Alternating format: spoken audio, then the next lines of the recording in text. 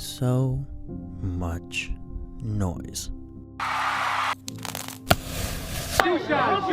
Honest question. What's happening? From the moment we rise to the moment we lay down to sleep, You're a jerk. there's so much noise. I have actually studied this. Here, let's watch this.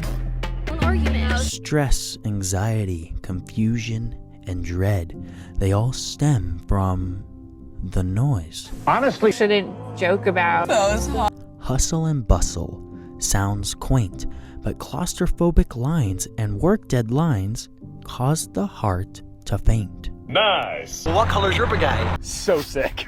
Our souls were not made for the noise. Our hearts not knit to withstand its screams. The spirit craves the silence, our eyes the sleep of heavenly peace. But we live in so much noise. No love!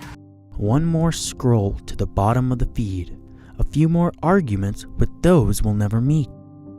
Why are we glued to a thing that only brings us so much Alright, that joke went okay. noise?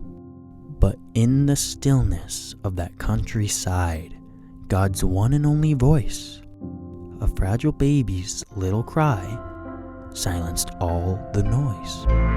The voice that healed the sick, calmed the waters, cleansed the lepers.